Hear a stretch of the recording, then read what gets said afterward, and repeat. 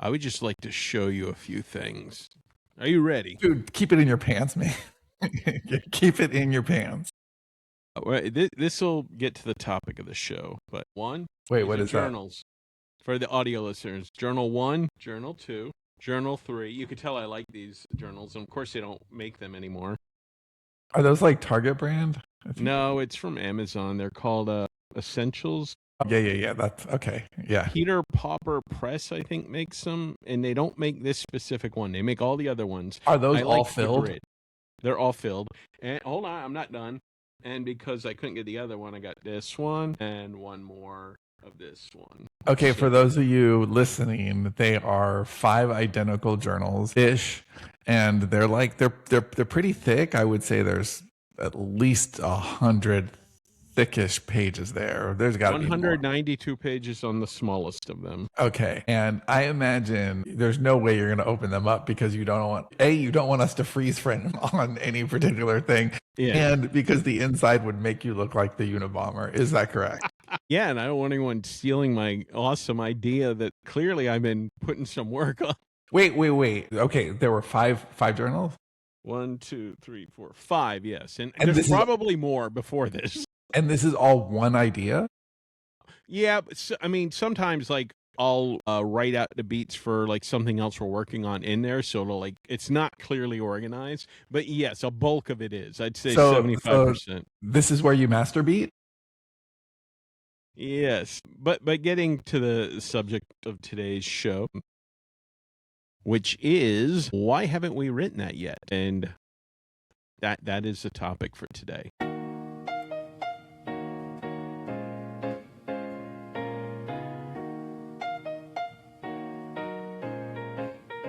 Once upon a time, 3 writers helped crack open the indie publishing world. Then they rode into the sunset, building bigger stories, taking bigger swings, and learning what actually lasts when the noise dies down.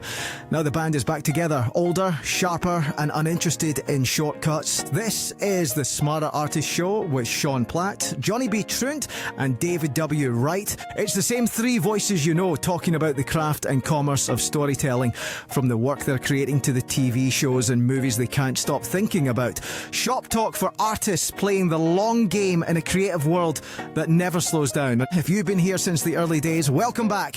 If you're new, pull up a chair. You're listening to the Smarter Artist Show. Let's get into it. All right. So welcome to the Smarter Artist. I'm David Wright, and this is Sean Platt. Johnny B. Truant is at some comic thing again. He's like touring. You would think he makes comics the way he shows up at these things. According to his email from last week, he's now hanging out with Dungeon Crawler Croc. Oh, God, I am mingling that. All right, you're gonna edit that. Easy for you to Hold say. on. No, I'm not. Yeah. Yes. Okay, you fucker. Dungeon Crawler Carl. Dungeon Crawler Carl. Man, it was really actually fun to the last flight I took in Austin. In the what is it like? Book People, that's the name of it. So Book People is this Austin bookstore, and they have a thing in the airport, and they had a big display of Dungeon Crawler Carl. See, right there, fluid that time, right there in the window as you walk by, and I just felt like, I mean, I have zero to do with anything to do with this book or whatever, but I still felt like the sense of pride because it was like one of us, it was like, it came from the indie community. And coincidentally, I was talking to the production company last week that's making the Dungeon series. The Dungeon Crawler Carl series. Carl's Dungeon Crawler. And she was so excited about it. And so, yeah, yeah, you go. You say things now, Dave. Things. Have you got something cool for this week? I do have something cool for this week. It's a book I just finished reading this morning, actually, and it was a recommendation from Joanna Penn, and so it's a book about AI, and there's lots of books about AI, and I've read plenty, and I'll read plenty more my lifetime, I'm sure. So I'm pretty picky about what I read these days, but I know that however many I've read, Joanna's read more, and she'd be even pickier about recommending them. And so when she recommended this, I was like, oh, well, I will absolutely check that out. The book is called Renaissance but it's clever. See, it's Ren AI Sans. Got it right. They always gotta make that AI just a little bit different, whether it be a book They or do. a movie. It's a slant. It's a slant. And hold on, the author's name is it's Zack something. It is Zack Dungeon Crawler Carl. Now I'm fucking it up. it's Zack Cass, and it's there's nothing really surprising in it, but all the arguments are laid out, you know, like the inherent dangers, of course, but also like the utopian possibilities. And what I liked about it is that like I like this discussion, obviously, and it falls on the side of, look, it's here and you're much better off augmented, right? It's not, it goes back to that refrain that we're hearing a lot, which is, no, AI is not going to replace your job. Your job is going to be replaced by the person who knows how to leverage AI for that job. And this talks about a bunch of different a bunch of different industries and how it could completely transform those industries. And the two that I think are like kind of crippling our country and need the most reform and are most ripe for this kind of reform are education and medicine, hospitalization, and how like doctors don't have any time for patients anymore. It's all admin work and insurance bullshit. And this is something where AI could really help because it can take a lot of the administrative stuff and give doctors more time with their patients. And same with, you know, teaching, where, you know, teachers should have more time with the students. And, you know, AI allows, you know, you don't want AI to be doing your work for you. That's obviously absurd. But if, you know, like only wealthy people were able to have individualized tutors, but now, you know, like we all learn differently. Like if you and I were in the same class, we would need different instruction and we would need different lesson plans. And yet that's not how education works. It's everybody goes into a room and, you know, you and I both like failed at school in very different ways, but same thing, you know? And I think that the school wasn't right for me, but in this new world, school could have very much been right for me. And so, yeah, it basically just kind of takes a lot of the talking points of the day and digs a little deeper into them. Now, you are assuming that the people in power want us educated. Well, no, That is clearly not what they want. Well, no, but I mean, this book isn't about or for the people in power. It's, you know, it's. Well, I'm just saying you want education reform, but it's very difficult to get anything to happen if the people in power decide, no, we're going to continue propping up stupidity. Well, stupidity is definitely being propped up, and it like the education doesn't make sense, and the healthcare industry is just it's so terrible. And it's interesting because I always appreciate context. Anything like if you look at why education is so outdated, it's because we were, you know, it's post-industrialized revolution, and we're basically, you know, you've got desks in a row because that's what it's like on a factory floor. You've got, you know, bells for lunch hour because that's what you have in the factory floor. And so they're basically creating factory workers, and that worked for a while. Like that, and future prisoners, because a lot of schools were actually planned by people that made prisons.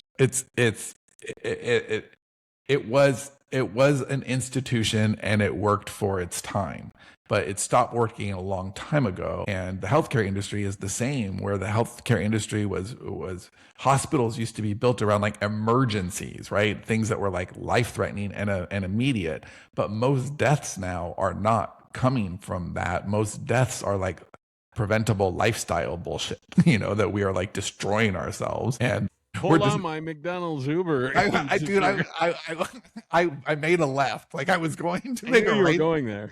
It started, but I didn't. I made a left. But yeah, I think that I haven't had McDonald's in a hot minute. But that's literally a minute.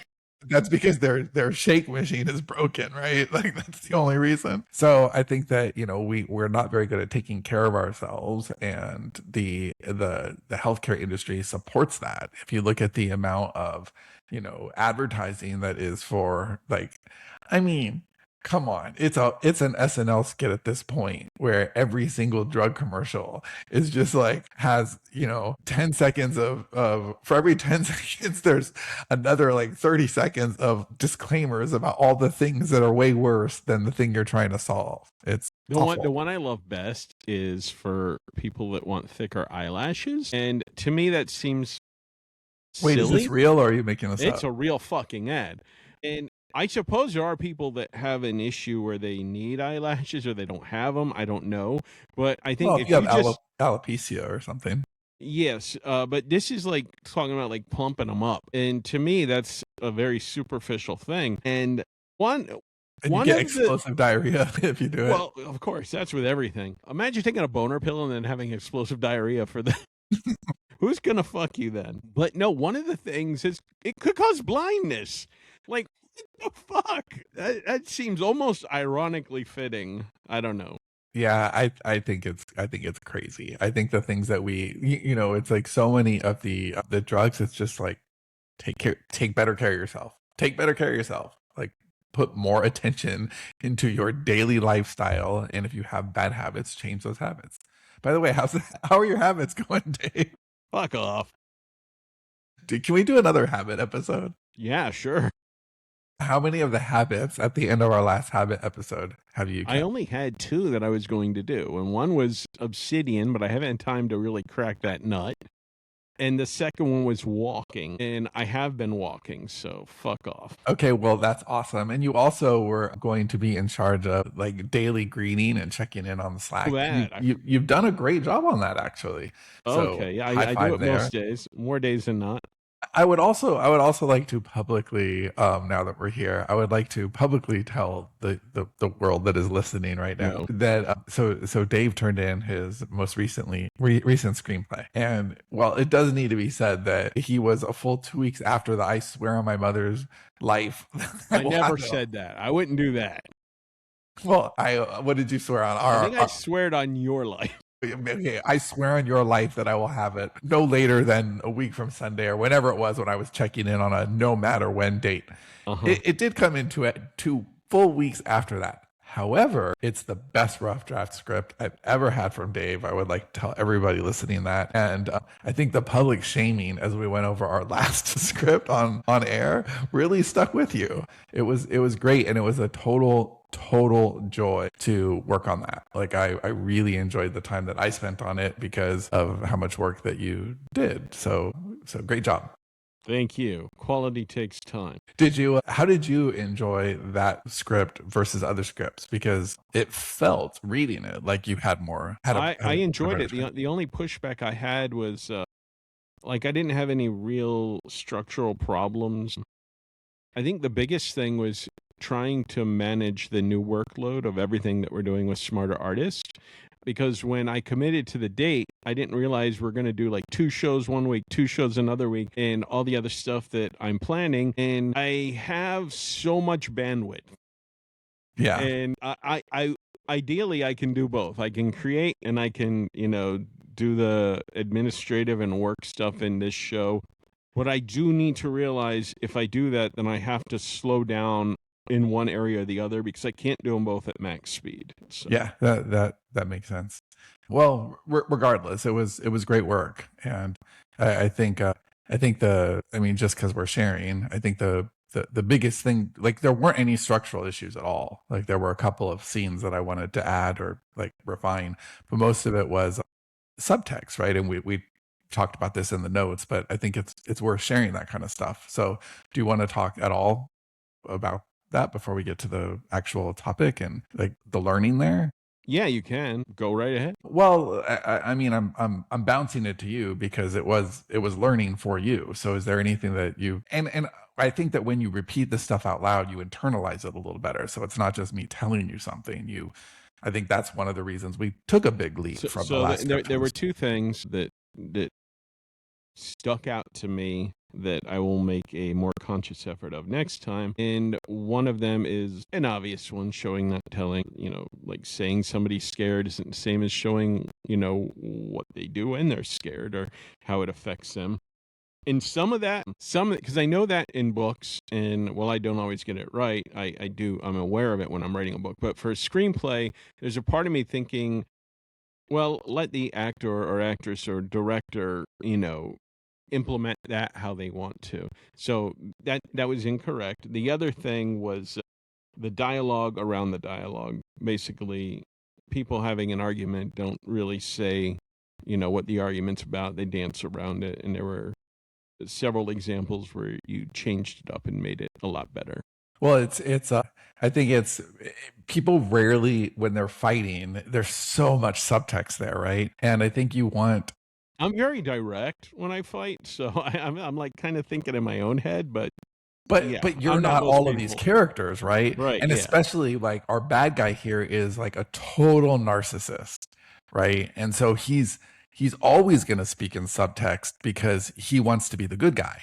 Mm-hmm. And so he's not going to overtly show that he's the bad guy. And there were times in the draft where he got a little too villainous, a little too fast.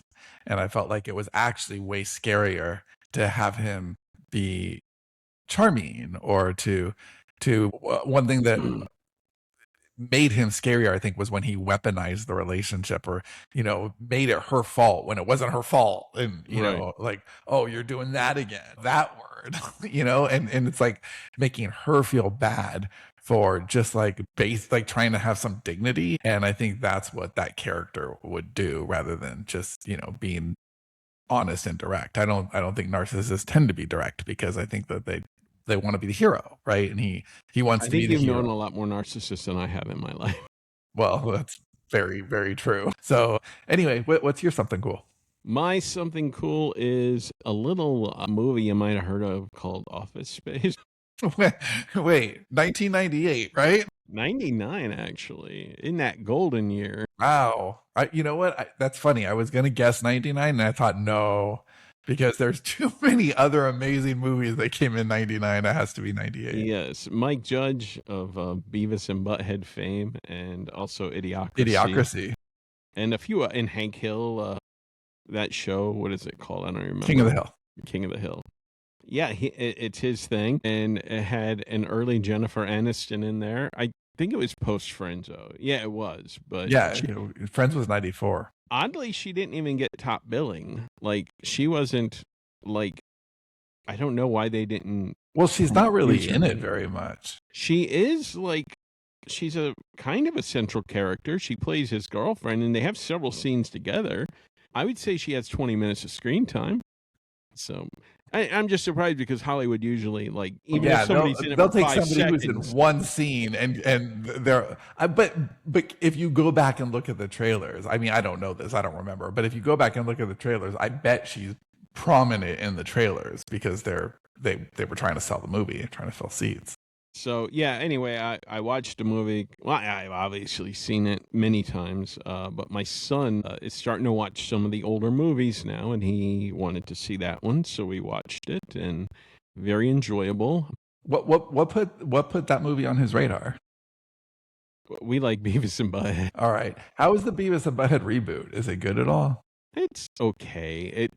It's missing. Okay, it's missing the bite that the original had when they would watch videos and just mercilessly destroy the video. Yeah, I mean, they destroyed the careers of Winger. There's actually interviews with Kip Winger saying how they made Winger uncool because the nerdy like character that nobody likes in the cartoon wore a Winger shirt, and they were selling out arenas before that show. After the show, they were canceling tours. Oh, that's funny. So first of all, current iteration of MTV, I don't know if they even play videos. Yeah, I don't think they have for a long time. So, but every time they have something on, it's either like a very safe sort of like, not even funny, like snipe at a video, like they're not being like is mean about it, or they're watching like a YouTuber or something. So I think it's trying to appeal to Gen Z, and some of it works, some of it doesn't. The cartoons themselves, they're fine. They're what they always were. They're stupid fun. So, but yeah, Office Space, great satire, and something that I don't think anybody that didn't have an office job would appreciate it as much as people that have been in that cubicle hell. So, I guess you have been in cubicle hell when you were a journalist. Mm-hmm. I have never been in cubicle hell. And also retail hell. Like a lot of this stuff is very applicable to when I worked at a gas station as well. Just the stupid chain of command and the inefficiencies of the system are just laughably bad. All right, so getting back to the topic at hand, the thing we have not written and why we haven't written. We'll start with me or you. I don't know what your thing is. You do know what my thing is? I do not know what your thing is, unless it's the very first thing you ever wrote. Well, let's do your thing first. Okay, so mine is a fantasy story, which I mentioned in a previous episode. Where You've talked about this a lot in the last. How old is this? It's at least 5 years old. At least 5 years old. So, like, since I can't remember. I know I was taking my book to like my son's games, and I would start writing like during halftime or something. So, and how do you talk about this without people stealing your ideas?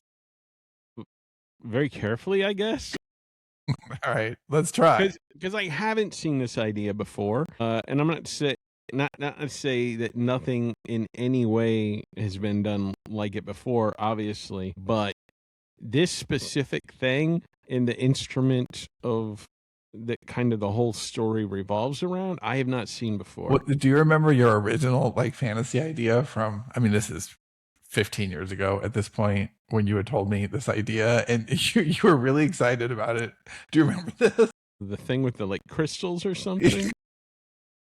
And you told me what it was like Final Fantasy. Yeah. Wait. Don't give the punchline away yet. So Dave tells me this story and about this wizard, and they like fragmented these crystals, and it's pretty elaborate. And I'm listening. I'm like, wait, maybe it'll change. And then he goes through it. He gets to the end, and I'm like, dude, that's Zelda. That's the Legend of Zelda. And instead of crystals, it's called a Triforce. Same fucking thing. Okay. Well, to be fair, I thought of this well before Zelda. Zelda was 1988. Yeah, I thought of it before then. And I only played like one Zelda game, and I like rented it, so I never even got that far. Did you know that I can win Zelda in one man? Wow. I've done it many, many times. It's really fun. So my thing specifically was that an entity, like not a god, but basically a good wizard, he destroyed himself. Wait, are you going back to Zelda, or this is your new idea? No, my old idea. So the wizard was under the control of like the bad king or whatever. It's pretty cheesy now that I think about it, but he decided to kill himself so nobody would have the power that existed within him, and he separated his soul into like 7 different crystals and pushed them throughout space and time, and different people got them. So is that like a little bit of Zelda? a Horcrux there too? What's that?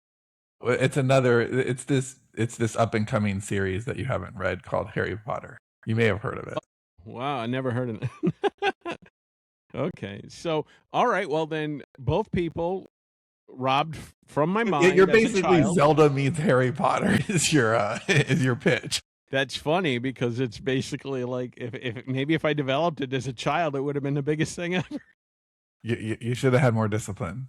I should have. I should start writing when I was like 9. If you'd had habits, then you would already be super rich, and then you could be writing this other fantasy because you could afford to.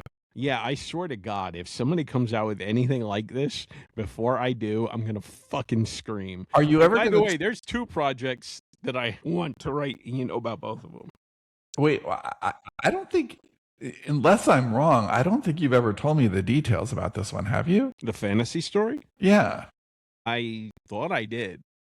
I feel like you've only vaguely like tapped around the edges because you're afraid I'm going to steal your idea. But it's something that's like, it taps him into mythology. It's set like established like Greek, Roman mythology, Norse mythology. Yeah, but my own versions of it. I wanted to like take what I liked about certain things. Was this like when you were using AI to come up with continent names, but then not using the continent names? Is that what this is for? Well, I don't, because it's not set on Earth, and it's not. I like bits and pieces of different mythologies. I don't like the origin story of one, but I like it in another. So I wanted to like make my own thing, but That's what a lot, mythologies always do. They borrow from other mythology. right, yeah. But there's not one that I'm specifically married to, and I'm like kind of creating my own thing, which pays homage to others. So I think people that like mythology will enjoy it, but I don't want to like stick to one particular mythology because my story really isn't even about the mythology. That's like the background. So it's more like political machinations and the absolute wickedness of a bad religious leader. So I would say it probably has more like Philip Pullman's His Dark Materials, Okay. but not like a totally like atheistic worldview. Interesting though that you pull that because Philip Pullman's His Dark Materials is highly influential in the thing that I have not written. Okay. Okay. So do you want to talk about that? No. Or I mean, do when we you're want to talk about when you're done, okay. like, so what is the? We know it's your fantasy story that you won't divulge what it's about, and so what is what's the reason? I mean, I'm guessing the reason is that it's just because it's not commercial enough, and the amount of time that you would need to fully realize it is at odds with all the things that you need to do to just kind of like pay the bills. Well, yeah, and as a company, I don't think we have a lot of fantasy out there, so I don't even know like if we would market it correctly. I don't know. Like I don't know about the logistical side of it before I even start writing it. I also know that I want to take my time. I don't want to rush it to market, and I don't want it to go through the whole thing where what do you call You like pour your love into it, and then it just sits there. I mean, we've had several projects like that. yeah, that, but also I don't want it to get like torn apart and like this isn't commercial enough or this isn't like I don't want to write to market specifically. I want to write the story I want to write, and I don't want it to get torn up by anybody in the company that would like say no, this won't work. I don't think that would actually happen, but I don't want any negative part of it. I just want to Yeah, write I the mean, thing. we would only do that if it was like engineered for KU, where it's like the metrics have to like they determine what the book needs to be. But if the pen name is David Wright, then it should be a David Wright joint, you know. So what? So is this something that you imagine that you will write someday, or is this something that you are going to want to pull me into at some point? I would like to write it. Not that I don't want your involvement at all, but I mean, so much of it is in my head, so I don't know. I don't want to brainstorm scenes or anything like that. I don't need any help. I don't think with it, other than to So it wouldn't be ideation. It would be more like prose. probably yeah. Or unless you saw something that was just disastrous that I didn't see. Well, I don't think it would be disastrous because you're great at world building and you're great at character. It's stuff like I think I'd be additive more than like deconstructive, where it's like, okay, well, what if we did this also and dialogue, subtext, things like that. I think would benefit. But I think the world building, like you've always been great at world building, and even in the things that we've done that have been deeply collaborative between us, you always take the lead on world building and I'm more additive, or I'll come up with like, here's what I feel like the world should be like and feel like, and then you tell me where I'm wrong, and where here's how it fits into the Davy verse better, and that's always been our dynamic. The other thing is that I'm not entirely sure, because the main protagonist it's an ensemble cast, kind of like Game of Thrones. It's got quite a few people. Not as complicated as Game of Thrones. At least I don't want it to be as complicated. At least on the page. In the background, yeah. But on the page, perhaps not. But I don't know if it's young adult or if it's adult. Because of the main character is a teenage person. But at the same point, like I don't want to limit myself, but at the same time, is it just one POV? No. Well, then it doesn't matter if the main protagonist is a teenager. If you although I'm not entirely sure if it will be one. I mean, at the moment it could be, but I'm not positive. So How many things have you written? I'm trying to think that are one POV. Not many. For Nevermore, I think, is the only thing. Even that, like the later stuff, we had No, Dante. yeah, So, that's not one POV. And no, even in season 1, we had other POVs. Right. And the only thing I can think of, and maybe I'm wrong here, but the only story I can think of that is single POV in our entire catalog is Crash, which is Yeah. sub 40,000. Karma Police? Nope. No? Okay. I couldn't remember. Nope. I thought it was always with them. Well, like this is the horse we like to beat. You know, like it was supposed to be a consistent experience, and you were only supposed to be in hers. But like we like ignored those guardrails pretty early, and then we're like in her dad's POV, and then all these. Yeah. Okay. Yeah. If you'd added one more chapter to Crash, you'd have been in like the baby's POV. Wow, that's dark. Wow. Making fun of a baby in danger. That's just At least I don't make a career out of it. no, that's true. So when are you going to do it? Because I think that and how often do you poke at it? Like do you constantly every day? Every day. Like I have ideas and like I read a lot of history and like there's so much like I'm horrible at like I will start reading a different history book, medieval times especially, but even like the entire history of the world. Like I'll start reading something. Have you read that by Bill Bryson? History of Yeah, one of my favorite books. Yeah, it's really good. But I'll start reading something, I'll be like, "Oh my god, that would work awesome in my book," and I put it away, and then I'll start. So a serious question. This isn't busting on you at all. Is there a danger that it's getting too big, that you're just like Scope creep? Well, yeah, it's almost like the exercise of adding to the idea is more fulfilling than the execution of the idea. It is possible. It's also like maybe that I'm not fully sure the story I want to tell as far as the entire thing, like that I'm still trying to like solidify other elements of it. So yeah, I don't know. It's this big mess in my head, and I really have to like go through the journals and figure out what I want to keep, what I don't want to keep, and yeah. Yeah, okay, so there's actually a lot of similarities here between our two projects. So my project, I actually haven't poked at it at all. So there's actually a growing list of things that I want to write. And I have this problem where I don't know where to put those ideas, right? Because right now, if I were to not write anything new at all for the next 2 years, I think I would still have a monthly release for the next 2 years. And starting next month, actually, we were trying to buy ourselves a little time on the calendar as we continue to reorganize stuff. So Mauricio's Gone is actually not coming out next month. The first release that I'll have is in July, and then Mauricio's a couple months later. But there's like we have the full year mapped out for the next 12 months.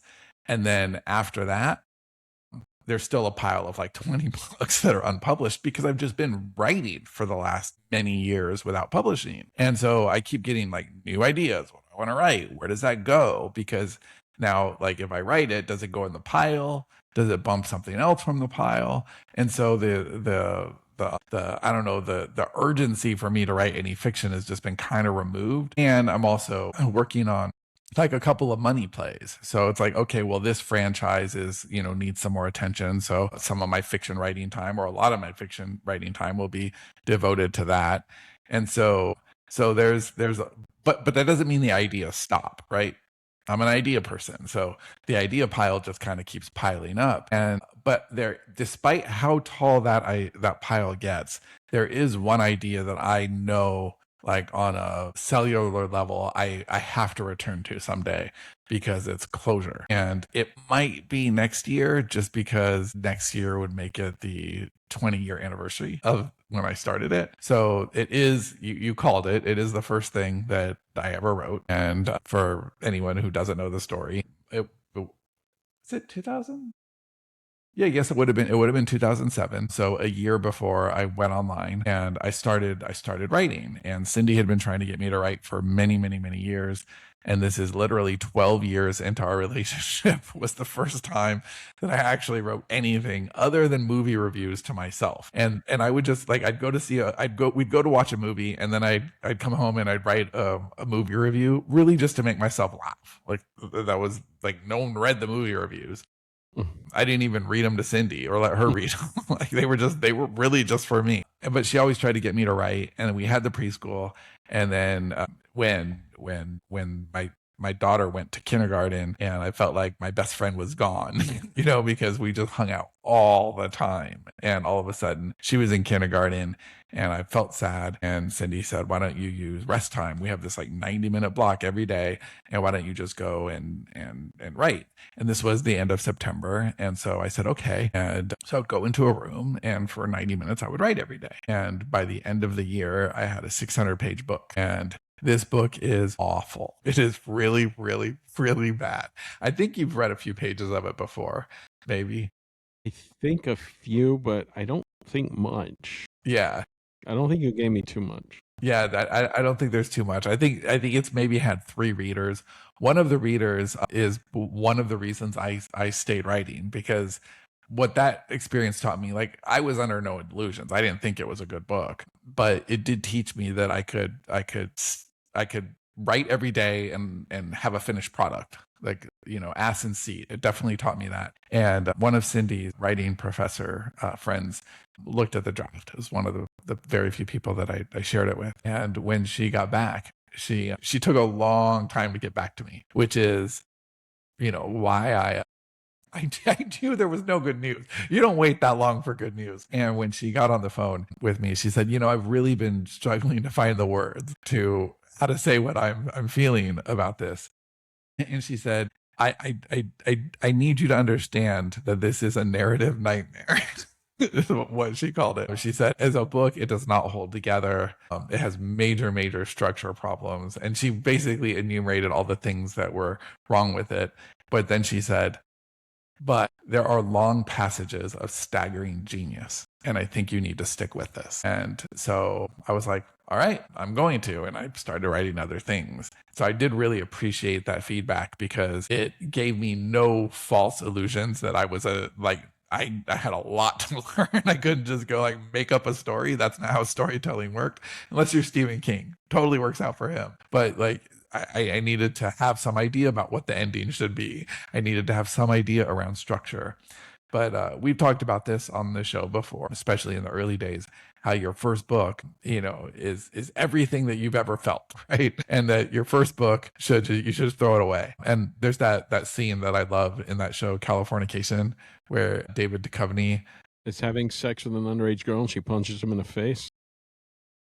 No, that's the pilot. This is one of the last episodes. So flash forward 6 or 7 years later, and his daughter, who is 12 years old in the pilot, is now an adult, and she wants to be a writer like her father, and she's written a book. And they're meeting at this diner or coffee shop or some restaurant, and he's supposed to tell her what he thinks of the book. And he's kind of an asshole, the character, but he tells her to throw it away. He's like, it's your first book, throw it away. The best thing about the book is that it exists. And I think that is the best thing that I got out of the first book I ever wrote, was that it exists. Having said that, some of the ideas in it are so big, they've never left me. And I've mined some of those ideas over time. Some of them made it into The Beam, some of them made it into Invasion, some of them made it into a few things that we've done. But really, if you look at the book, it tried to wedge like we mentioned Bill Bryson's the history of everything. It was the fictional version of that, and it tackles religion and technology and society and what makes us human and everything in one little package. And it's just not good. It's not good, but the themes are really rich, and some of the ideas in it I think are kind of incredible. But I just didn't have the ability to write. I didn't have the life experience. I didn't have the writing ability. I didn't have the perspective. And so it's something that I've always like I think, when am I going to write it again? Like, when am I going to write it again? And how much life do I need to live before I can write it again? And I've kind of thought of it as my my Dark Tower series, right? So the Gunslinger is something that Stephen King wrote really early, but then he needed to write a whole shit ton of books before he felt equipped to come back to the world and finish it out. And he revised the Gunslinger a little bit and then kept the world going. And I think that's how I feel about this particular property. I do see it as I don't know if it's a series of books. I've thought about it in the past as a series of books, and now I'm thinking it might just be one like epic motherfucker of a standalone, but I don't know. But I will say one thing that I'm a little bit shy to share right now, but I want to be honest and talk about it. And I don't think I've told you this. You're going to turn it into a Broadway musical. Oh, no, not at all. But it is the first book, and I'm not in a place to do this yet. So it might not be for a year or 2 years, or maybe I'll get the itch next year when it is 20 years and I'll just feel like doing it. I don't know. But I am thinking about using AI to write this book, because I think it actually is like thematically it works. And my whole take on AI is I don't need AI to write books that make me faster, because I'm fast enough. I don't need AI to produce more material. I want AI to write books that I could not write otherwise. And I feel like an AI collaborator on this particular project might be the right collaborator. It might be pulling things out of me that places I wouldn't go by myself or with a human collaborator, and that might be the right take. But I don't know. I don't know if that's right yet. But it is something that I've thought about as like, if I'm going to write a book with AI, then maybe going back to the very first property that I ever tried, like it's almost like a new era, and going back to that first book in this as a new first book might be a cool thing to do, coupled with the idea that it works thematically. And because the book is about who we've been and who we're becoming. And, I have revisited those themes many times. Again, in Robot Proletariat, it's another one that takes some of these themes from this very first series. And, Johnny's always been really great about taking themes that I want to explore and really rock and rolling with them. And so the themes are present in stuff that we've written, but I've never fully plumbed those depths myself. And I don't know. But that's the thing that I have not written yet. And I think that when I finally do, I want it to feel and breathe in a fundamentally different way than other things that I've written before. And so that might be the path to getting there. What if you wrote, well, my first thought was, what if you wrote a simplified version of it? Kind of like the M. Night Shyamalan Signs version of, whatever you're trying to do, but maybe it's too big for that. I think it is. I think that's what I've already done. Like I think that if I do this, I want to really do it. I want to, but part of me is like, well, I'm like, I don't think I'm a good enough writer to execute the things that are in my head for this particular project. But I think that, using a tool that has basically read everything that's ever been written before might be like there's I don't want to go too deep into it, but it's like, what the Akashic records are, right? Mm-hmm.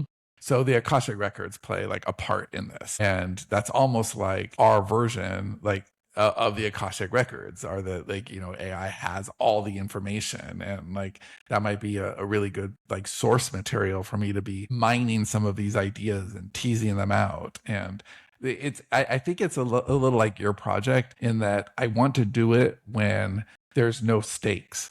It's not like I'm taking my eye off the ball because I have a company to run, I have revenue to drive, like, and it needs to fit into some commercial sensibilities and some commercial boxes. I think I just want to do it and see where it goes, just like I did 20 years ago. It was just about like, fuck, I don't have an outline, I want to see where this goes. And I wouldn't really dare to write without like a big epic book without an outline now, unless I was just like kind of collaborating chapter by chapter with AI. Like, where do you think I should go now? Like, what would be the next chapter? Here's what I'm thinking. What do you think? How does this fit? Like, I feel like it would be a way of not getting totally lost and still having some sense of structure at the end of it. Embracing the experimental nature. What if you wrote the first book, the first half of it, fed that into the AI, and then asked the AI to finish it? I don't know that I would want the AI to finish it, but I think that I like the idea of like starting it and saying, okay, where are 10 directions I could take this?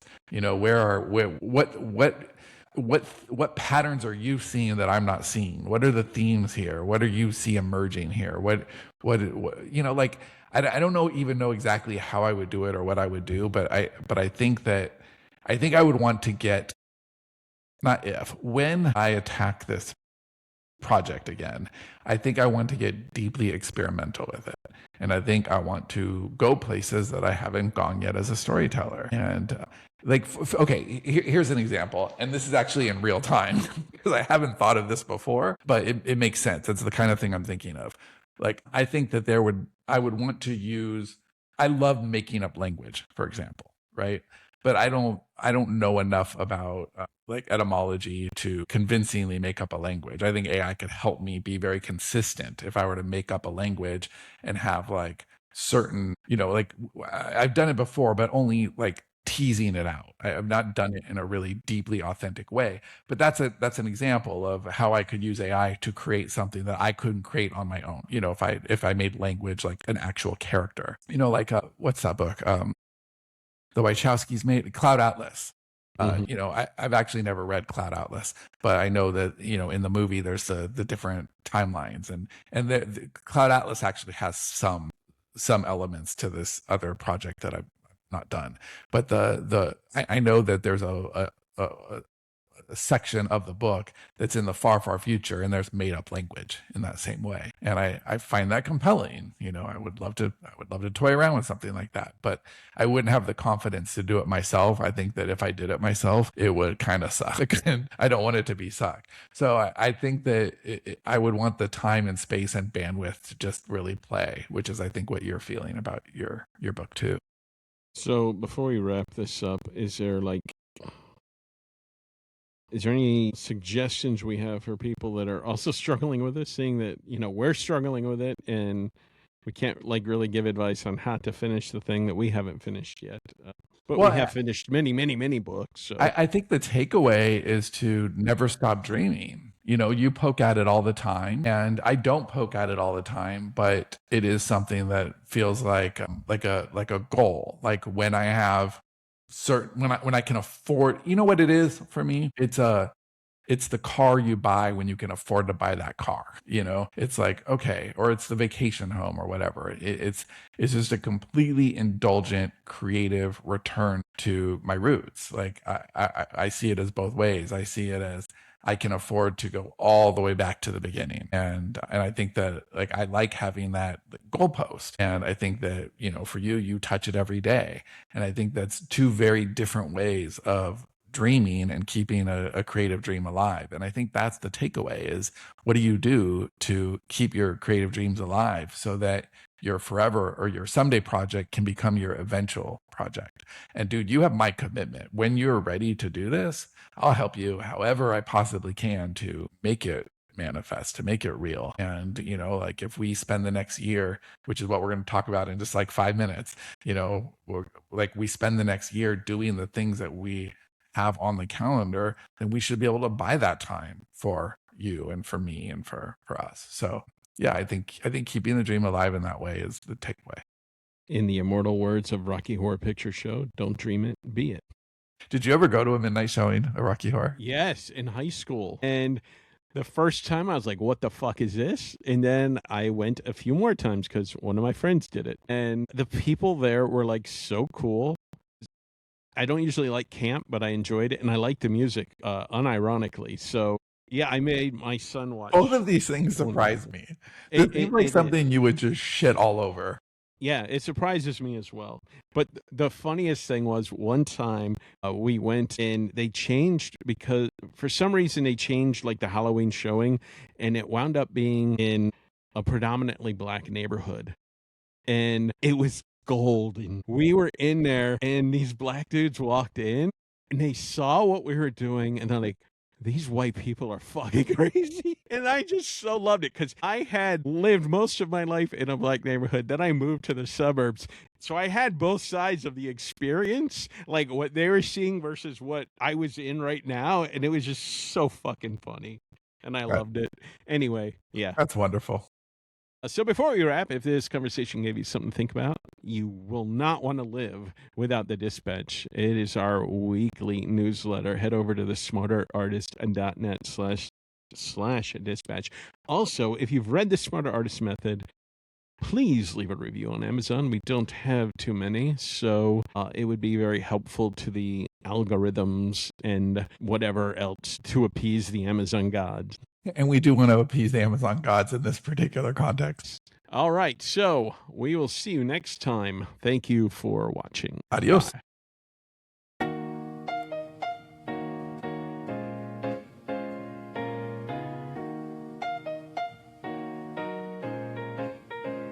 They chase the spark, we own the dark. They feed the scroll, while we leave a mark. No tricks, no hacks, just the code they lack. Yeah. We stay on the rails while they fall off the track. Smarter artists never die. Yeah. We don't lay stone for spectacle, don't frame for applause. We build the boring way, with discipline and pause. They expect the penthouse view before the footing is set. A crown without calluses, a win without sweat. The craft is in the mortar, not the hunger for more. Not the facade that cracks with a hollowed out core. You want the trick, it's tedious, it's thankless, it's true. Show up with intention till the structure starts showing you. They go fast, we go far.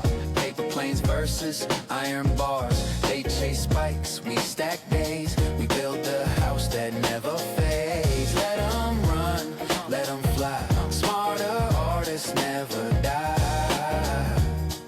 Yeah. They chase vanity metrics that die at the peak. We pour the slow foundations while they sprint for the streak. We don't rent our attention to whatever blows through. We're setting corner posts for storms they never knew. We're not racing to the ribbon, we're widening the base. Let the footing fully cure before the frame locks in place. Every draft's another course, every session's a beam. We're not chasing momentum, we're constructing the dream. They go fast, we go far.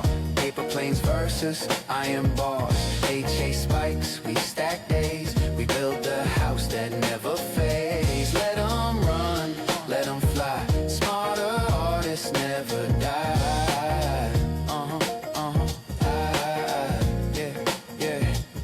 They'll throw parades while you're still setting the forms. Pop champagne and glass towers while you're bracing for storms. Some nights you wonder if the blueprint's a lie, if the long game's just patience that forgot how to fly. But scars become load-bearing when the structure survives. When the fast builds crack open and the slow ones stay alive. We don't ask for permission, we don't wait to be seen. We're drafting our futures in the quiet in between. They go fast, we go far. Paper planes versus iron bars.